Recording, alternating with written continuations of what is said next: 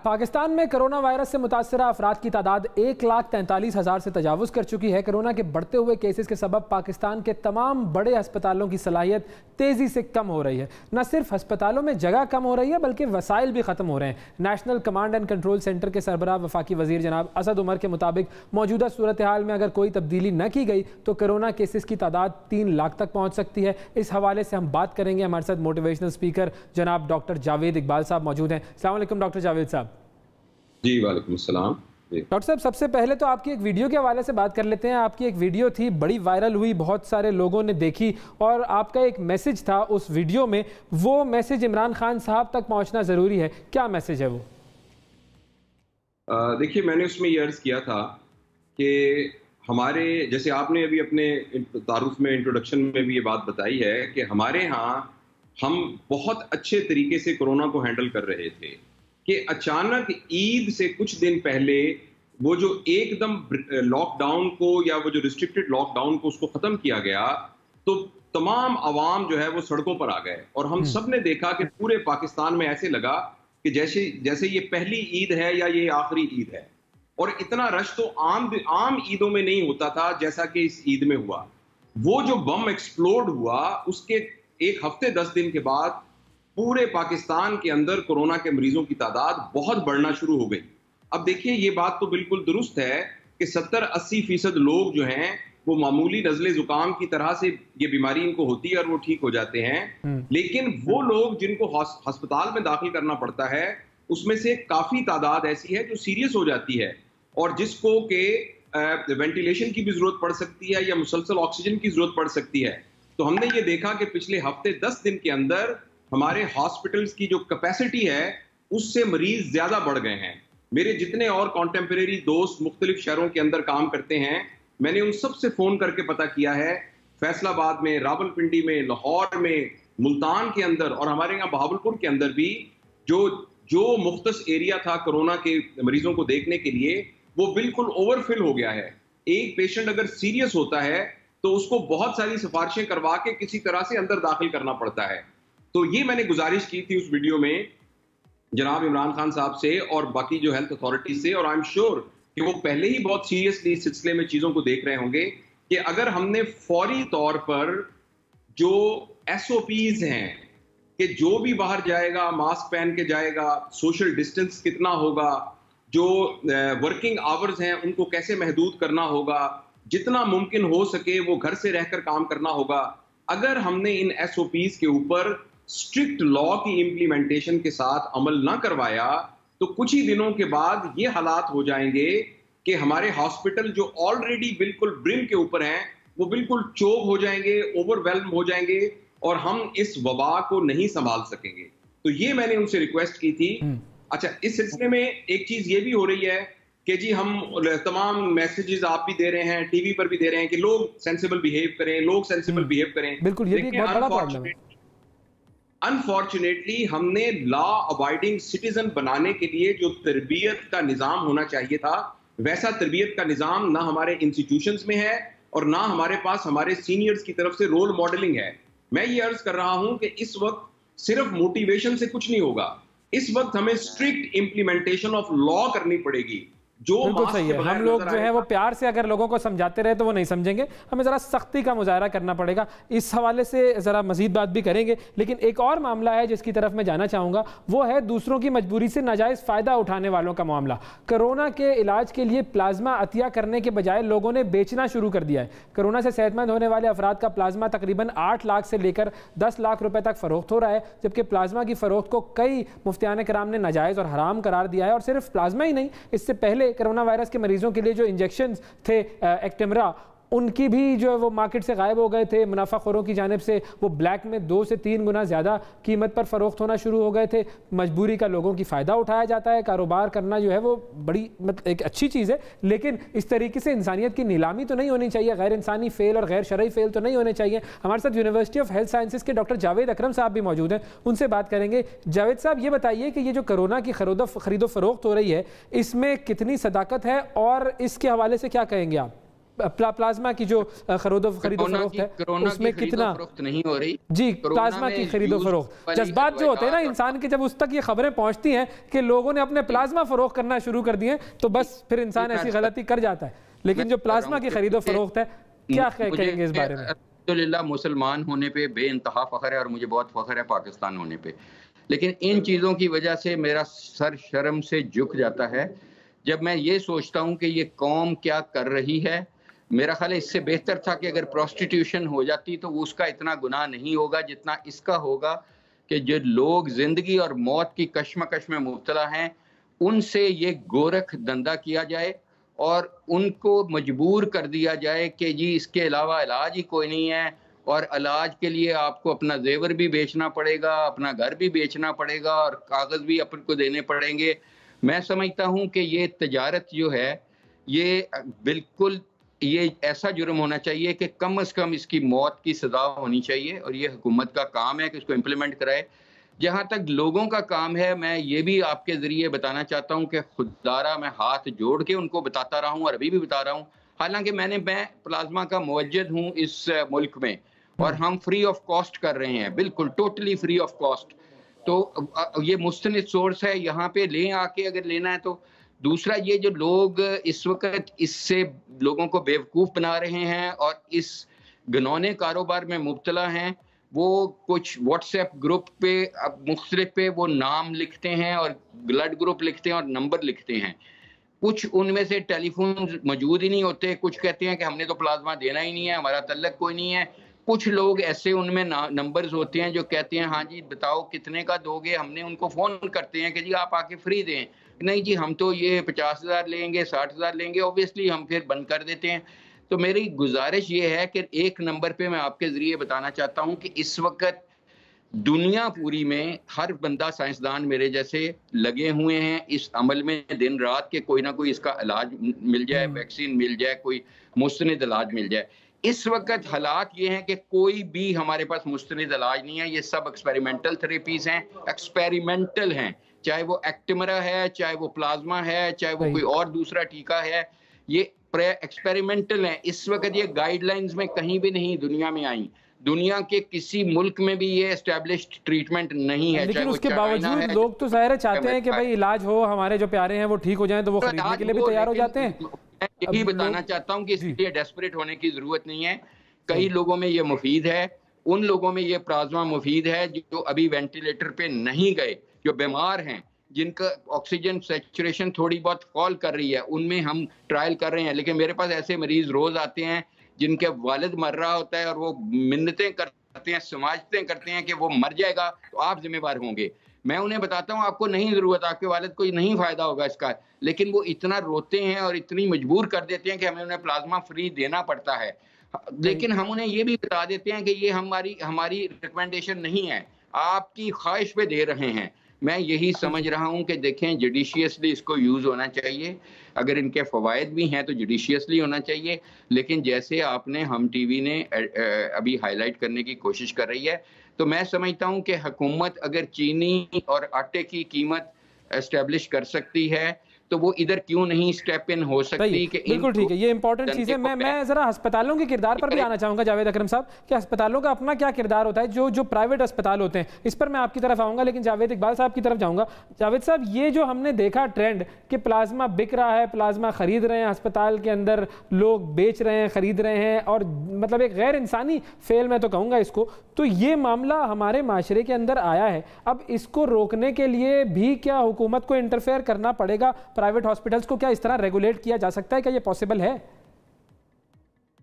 देखिए, इस तरह के मसाइल का हल दो होते हैं, एक शॉर्ट टर्म हल होता है, एक लॉन्ग टर्म हल होता है। लॉन्ग टर्म हल तो ये था कि हम पिछले 70 सालों में पूरा एक मुआशरा तश्कील देते जो लॉ अबाइडिंग होते, जिनके अंदर इखलाकियात होती, जिनके अंदर ये तमाम चीजें होती। अब वो तो ट्रेन मिस हो गई है, उसको तो दोबारा से हमें स्टार्ट करना पड़ेगा। इस वक्त जो फौरी तौर पर करने का है वो वही है जो आपने हल बताया है, और जो हमारे सीनियर और बड़े भाई और मोहतरम जावेद अकरम साहब फरमा रहे हैं। इस वक्त गवर्नमेंट को इंटरवीन करना पड़ेगा हर चीज के। इस वक्त हम स्ट्रिक्ट इंप्लीमेंटेशन ऑफ लॉ करें। प्राइवेट हॉस्पिटल के लिए ये एक अपॉर्चुनिटी है, बिजनेस अपॉर्चुनिटी। लेकिन उसको रेगुलेट करने के लिए हुकूमत को अपना पूरा कर, कहते हैं ना, government has to put the foot down, उसको ये एक स्ट्रिक्ट बनाना पड़ेगा, एक एसओपी बनानी पड़ेगी, ताकि कोई भी छुतरे बेमुहार की तरह इसको एक बिजनेस अपॉर्चुनिटी ना समझे। इस वक्त हम ये जो इखलाकियात और लोगों को क्यों नहीं समझ आ रही, लोगों को आखिरत की फिक्र नहीं है, ये सारी बातें अपनी जगह पर दुरुस्त हैं, मगर इस वक्त बात मोटिवेशन से आगे निकल गई है। इस वक्त हमें strict implementation of law, strictness he formula है। बिल्कुल सही है। डॉक्टर साहब ये भी बताइएगा, जावेद इकबाल साहब ये भी बताइएगा कि आपका वो पैगाम जो आप इमरान खान साहब तक पहुंचाना चाह रहे हैं, अब तो ज़ाहिर है उसमें ये वाला पैगाम भी ऐड हो जाएगा, जो वो पैगाम पहुंच गया था इमरान खान साहब तक, कुछ पता चला आपको इस तरह का? मेरे कुछ बहुत करीबी दोस्त हैं जो कि मिनिस्टर भी हैं, तो उन्होंने मुझे बताया है कि ये पैगाम उन तक पहुंच गया है, लेकिन बकौल उनके वो शौकत बसरा साहब हैं, वो हमारे बहुत दोस्त हैं, और एक और हमारे दोस्त हैं जिनकी रसाई वो थी वज़ीर आज़म साहब के अवान तक थी, तो उन्होंने मुझे बताया है कि ये बात उन तक पहुंचा दी गई है। और मुझे पूरा ट्रस्ट है कि देखिए, मैं तो नीचे बैठा हूं ना, लेकिन जो वज़ीर आज़म और ये तमाम लोग हैं, इनके पास एक ब्रॉडर पिक्चर है, तो ये इस सब को लेकर, और जावेद अकरम साहब जैसे जो कॉम्पिटेंट सीनियर लोग हैं, इन सब की राय लेकर, और एक मेरी गुजारिश है कि इसमें देर ना की जाए। बिल्कुल सही। जावेद साहब, आपके जो बेटे हैं उनके हवाले से भी कोरोना का जो वायरस है, वो कोरोना का टेस्ट उनका पॉजिटिव आया था, उस हवाले से मैं बात करना चाहूँगा। पहले ज़रा जावेद अकरम साहब से मैं वो हॉस्पिटल्स वाली बात पूछ लूँ कि सर ये जो हॉस्पिटल्स का एक माइंडसेट है प्राइवेट हॉस्पिटल्स का कि हमें बिजनेस करना है, वो अपना जो डॉक्टर्स का ओथ है उसको क्या वो भूल जाते हैं उस वक्त, और वो हर इस तरह के क्राइसिस में वो पैसा बनाने की तरफ सोचना शुरू कर देते हैं? ये प्राइवेट हॉस्पिटल्स का माइंडसेट है हमारे यहाँ पर, और अगर है तो क्यों है? देखें जी, अच्छी बुरी चीज़, हर अच्छे बुरे लोग हर जगह पे होते हैं। हम ये नहीं कह सकते कि तमाम प्राइवेट हॉस्पिटल्स और चैरिटी हॉस्पिटल्स इस तरह कर रहे हैं। कुछ कर रहे हैं, कुछ नहीं कर रहे। जो नहीं कर रहे वो जन्नत कमा रहे हैं, जो कर रहे हैं वो इस भरपूर इस वक्त अल्लाह ताला ने, ये अगर वे वायरस आई है तो ये मेरी और आपकी और तमाम मुसलमानों की आजमाइश से आई है, आजमाइश के लिए आई है, और ये अल्लाह ताला हमसे नाराज़ हैं, शायद इसलिए आई है। तो इसका हल ये है कि अल्लाह को राज़ी करें, और अल्लाह राजी होता है हुकूकुल इबाद से। अल्लाह ने अपने तो कह दिया कि मैं अपने हुकूक छोड़ दूंगा, हुकूकुल इबाद नहीं छोड़ूंगा। तो इस वक्त एक लूट से लगी हुई है जन्नत की। अगर आप चाहें तो अपनी बाल्टी भर लें इस दरिया से, रहमतों वाले से, किसी की मदद करके। अगर चाहें तो अपने लिए जन्नत खरीद लें। तो ये एक डॉक्टर की, मेरी जावेद अकरम की, जावेद इकबाल साहब की, जो माशाल्लाह मेरे भाई भी हैं, मुझे बड़ा फ़ख्र है इन पे, जो इस वक्त इससे भरपूर फ़ायदा हासिल कर रहे हैं। हम टीवी की और आपकी भी ये एक आजमाइश है, और अल्लाह की मर्जी से आई है वायरस, और उसी की मर्जी से जाएगी। अब मैं ये कहूँगा कि आखिर में कि देखें, हुकूमत किस चीज़ का नाम है? हुकूमत नाम है रेगुलेशन बनाने का और उसको इम्प्लीमेंट करने का।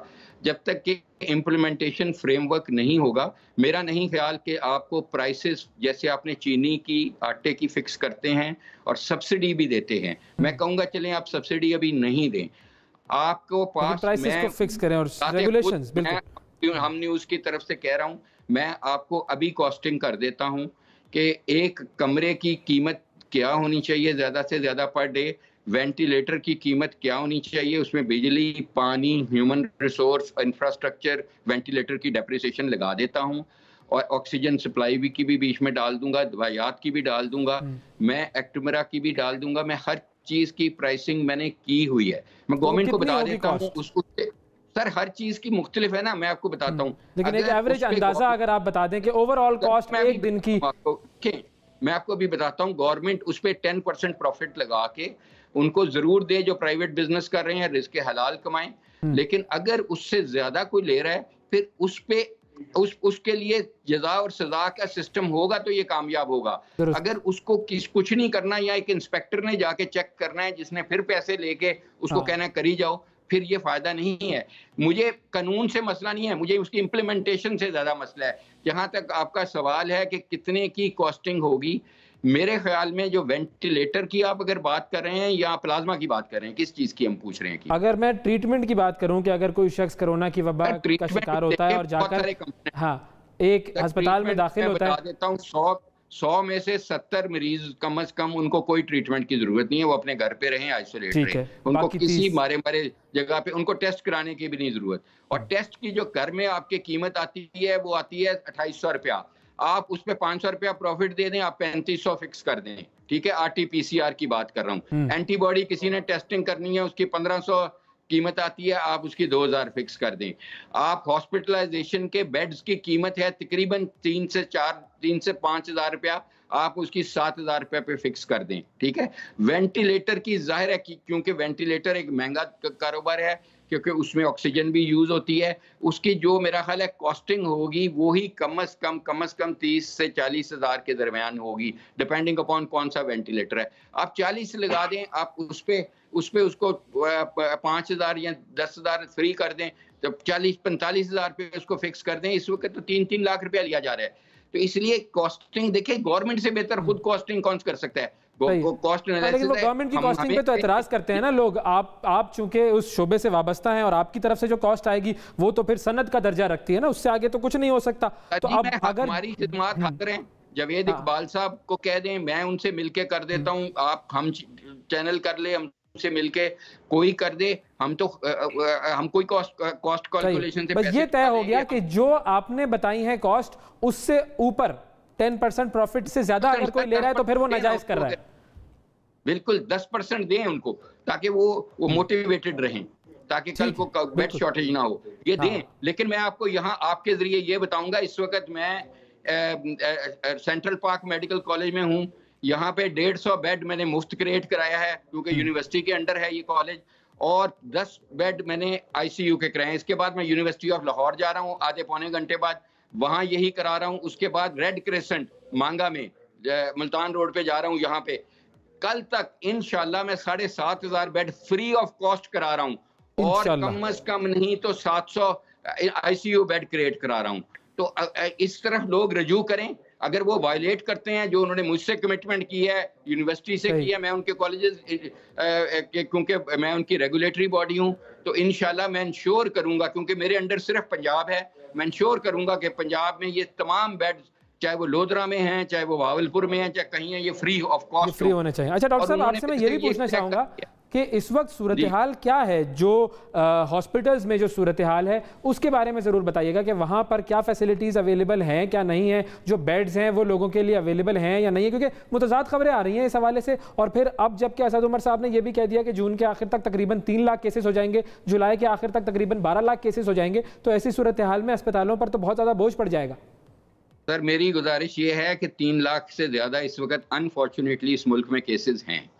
तो ये एक मैं क्लियर कर दूं, रिपोर्टेड केसेस और चीज है। जब एक केस रिपोर्ट होता है तो उससे पीछे 6 और 7 पड़े होते हैं जो नहीं रिपोर्ट हो रहे होते, खासकर ऐसी वबा में। और नंबर 2 जो आपने कहा कि हॉस्पिटल्स की, मैं समझता हूँ हॉस्पिटल सैचुरेशन के बिल्कुल करीब हैं या सैचुरेट हो चुके हैं। इस वक्त लोग मारे फिर रहे हैं बेड लेने के लिए। ये कोई नई खबर नहीं है, ये आपको किसी आपके जो रिपोर्टर है वो आपको बता सकता है इसका, लाहौर में और बाकी भी। तो इसका ये तरीका है कि क्योंकि हमारे पास प्राइवेट हॉस्पिटल्स हैं, प्राइवेट मेडिकल कॉलेजेस हैं जिसको हम रेगुलेट करते हैं, यूनिवर्सिटी ऑफ हेल्थ साइंसेज और PMDC। University of health sciences ने 2 दिन पहले एक्शन ले लिया, उनको PPEs दे दी फ्री, उनको ट्रेनिंग दे दी। आज मैं खुद मौजूद हूँ यहाँ सेंट्रल पार्क मेडिकल कॉलेज में। तो मेरी गुजारिश ये है, अब लोग इनका रुख करें, इनको भरें। अगर उनको चाहिए बेड तो इनको फ्री देना पड़ेगा और इनको फ्री उसको बिल्कुल ट्रीट करना पड़ेगा। अगर वो नहीं करते तो मैं हाजिर हूँ, मैं जिम्मेवार हूँ इस चीज का कि वो फ्री करें और इनको मुस्तनिद ट्रीटमेंट दें। अगर उनको वेंटिलेटर चाहिए तो भी यहाँ फ्री मिलेगा। कम से कम ये तो हम करें आपके जरिए कि लोगों को बताएं कि अब ये कोई वो रोज रॉयस नहीं है जिसपे वो नहीं सफर कर सकते। वो रोज रॉयस इनके लिए खोल दी गई है, अगर वो है, चाहे वो प्राइवेट हॉस्पिटल है, वो इनको ट्रीट करेंगे। दे आर कमिटेड, अदरवाइज हम इनको अनफॉर्चुनेटली पेनलाइजेशन करेंगे जो हम नहीं करना चाहते। हम चाहते हैं कि ये हमारा साथ दें। इस वक्त इस वबा में 150 हॉस्पिटल बेड क्रिएट कर रहे हैं और 10-10 ICU बेड, तो इनको हम सपोर्ट दे रही है यूनिवर्सिटी, हम ट्रेनिंग भी दे रहे हैं इस वक्त, और तमाम इनको जो चाहिए PPEs वगैरह वो दे रहे हैं। और मैं उम्मीद करता हूँ कि ये अल्हम्दुलिल्लाह अल्लाह ताला ने इनको बहुत नवाजा है कि इनके लिए लाखों 9.5 लाख से लेके 11 लाख तक फीस लेते हैं हमारे तालिब इल्म से। तो उस फीस में से कुछ सदका निकालेंगे और इन बेड्स को फ्री ऑफ कॉस्ट बिल्कुल निकाल सकते हैं, बिल्कुल निकाल सकते हैं। करें अपना उनको चार्ज करें, हमें कोई इतराज नहीं, हमें तो 150 बेड फ्री चाहिए। जायज़ मुनाफा लें और जिस तरीके से जो तरीक़ाकार है उस पर अमल करें तो ज़्यादा मामलात बेहतर होंगे। जावेद इकबाल साहब, आपकी तरफ मैं आना चाहूँगा। फाइनली आपके बेटे के हवाले से, बेटों के हवाले से ये बात थी कि वो भी कोरोना का शिकार हुए हैं, तो एक तो ये कि उनकी तबीयत अब कैसी है और उनके इलाज के हवाले से आपका क्या तजर्बा रहा? अच्छा, उससे पहले चूंकि वक्त आपके पास महदूद होगा, 2 बातें मैंने लिखी थी वो मैं भूल ना जाऊं। एक बात मैं और मेंशन यहां करना चाहता हूं कि इस बीमारी का एक एस्पेक्ट ये है कि जो डॉक्टर्स हैं और नर्सेज हैं उनके अंदर इनका इंसिडेंस बढ़ रहा है जी, और जो मैन पावर है वो बहुत रैपिडली डिप्लीट हो रही है। मेरा बेटा जिस वार्ड में सर्जरी में वो रेजिडेंट है, उस वार्ड के अंदर 12 डॉक्टर कोरोना पॉजिटिव हो गए हैं। अब एक यूनिट में जिसमें 35 डॉक्टर थे, उसमें से 12 जो है वो क्वारंटाइन हो जाएंगे, तो जो मैन पावर है वो कम हो जाएगी करने के लिए। तो हुकूमत को ये बात भी देखनी है। यहाँ हमारे लेबर रूम के अंदर जो बच्चियां जो पीजीआर्स हैं उनमें से 10 को तकरीबन कोरोना पॉजिटिव हो गया, अब जिसकी वजह से उनको क्वारंटाइन करना पड़ा। तो इसलिए एक तो ये एस्पेक्ट है। दूसरी अहम बात जो मैं आपसे जिक्र करना चाहता हूं कि पिछले दिनों मैंने एक मैसेज दिया कि किसी किस्म का कोई जहर का टीका नहीं है, डॉक्टर अपनी पूरी हिम्मत के साथ सारा कर रहे हैं। उस पर इतने ज्यादा कमेंट आए कि डॉक्टर साहब आप क्या बात कर रहे हैं, हमारा एक मरीज मर गया था तो हमसे 5 लाख रुपया डिमांड किया गया, हमारा एक और मरीज मर गया था तो 2 लाख डिमांड। इस सिलसिले में भी मैं गुजारिश करूंगा कि हेल्थ अथॉरिटीज सामने आके अवाम के साथ जो कम्युनिकेशन का गैप है उसको ब्रिज करें और ये लोगों को बताएं कि इस बात में कितनी हकीकत है कितनी नहीं हकीकत है। कुछ लोग, क्योंकि मेरा लोगों के साथ एक ताल्लुक रहता है, लोग सीरियसली समझ रहे हैं कि कुछ लोगों को डॉक्टर मार रहे हैं खुदा ना खास्ता, और ये कि इसके पीछे कोई और कॉन्स्पिरेसी थ्योरी है। इस सिलसिले में भी हमारी अथॉरिटीज जो हैं उनको सामने आना चाहिए और इन तमाम चीजों को क्लियर करना चाहिए। अब जो मैंने आप बात पूछी, तो चूंकि ये बात हम एक जनरलाइज कर रहे हैं, स्पेसिफिक नहीं है, अल्लाह का शुक्र है कि मेरे दोनों बेटे बेहतर होना शुरू हो गए हैं। उनमें से एक को लंग में इन्फिल्ट्रेट्स थे जिसकी वजह से उसकी रिकवरी थोड़ी सी डिले हो रही है, लेकिन अल्हम्दुलिल्लाह मुझे अल्लाह की ज़ात से उम्मीद है कि अल्लाह पाक करम करेगा और वो इंशाल्लाह बेहतर हो जाएंगे। इंशाल्लाह हमारी दुआएं आपके साथ हैं। डॉक्टर जावेद इकबाल साहब आपका भी शुक्रिया और डॉक्टर जावेद अकरम साहब आपका भी बहुत बहुत शुक्रिया। वाकई अहम मामलात हैं और जो भी बातें हमने इस सेगमेंट में की हैं ये वो बातें हैं कि जो भी महकमा सेहत के अहदेदारान हैं, वज़ीर सेहत जो हैं, special assistant to prime minister हैं जो सेहत के हवाले से, ज़फ़र मिर्ज़ा साहब, उन सबको ये तमाम चीज़ें देखनी चाहिए और देखना चाहिए कि वो हुकूमत इस वक्त क्या किरदार अदा कर रही है। लोगों को अगर प्लाज्मा बेचा जा रहा है और हस्पताल इस कारोबार में मुलव्विस हैं तो हुकूमत का ही काम है कि वो रोके। अगर कोई भी और किसी किस्म की दवाएं जो कि मार्केट से इस वक्त गायब हो चुकी हैं या उनकी कीमतें बढ़ चुकी हैं, उसको भी देखना हुकूमत का काम है। उन तमाम चीज़ों की सर्वेलेंस हुकूमत का काम है और हुकूमत का काम है कि वो ये चीज़ें इंप्लीमेंट करें। अगर वो इंप्लीमेंट नहीं करते तो ये मामलात और ख़राब होंगे और जो सूरत हाल हमारे अस्पतालों की है, ये बात हम सब जानते हैं कि वो मज़ीद मुतहम्मिल नहीं हो सकते कि और मरीज़ वहाँ पर आएँ, क्योंकि सहूलियात का भी फुकदान है और दवाओं का भी फुकदान और टेस्ट का भी फुकदान। ये तमाम चीज़ें हमारे सामने हैं। हुकूमत की रिट और हुकूमत के मामलात हुकूमत वालों को ज़रा सख्ती से देखने चाहिए।